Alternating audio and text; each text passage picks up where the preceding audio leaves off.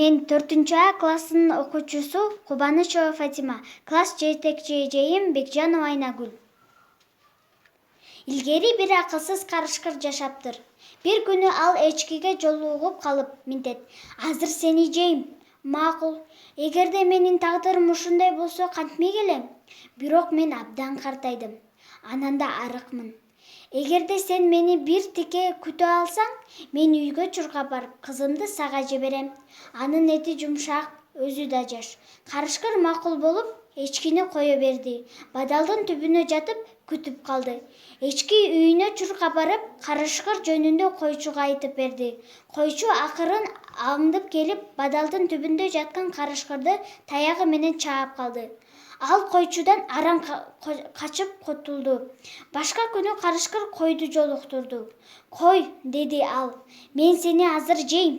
"Макул", деп элпектенип жооп берди кой. "Тагдырдан качып кутулат белем. Бирок мага өлүм алдында бийлеп алууга уруксаат бер". Карышкыр макул болду. Кой карышкырды айланып бийлей баштады. Бийлеп жатканда чоң тегеректерди жасап, алыстай берип, акырындап качып кетти. Карышкыр дагы түшкү тамаксыз калды. Андан ары талаа боюнда жылкы оттоп жүрүптүр. Карышкыр анын жанына келип, "Жылкы, мен сени жейм". "Макул", деди жылкы. "Бирок сенден суранам, менин куйругумдан баштап жейчи. Башым дагы оттой жүрсүн".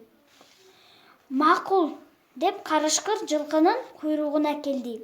Жылкы аны кош аяктап, ээк талаанын тээп салды. Ошентип карышкырдын да күнү бүттү.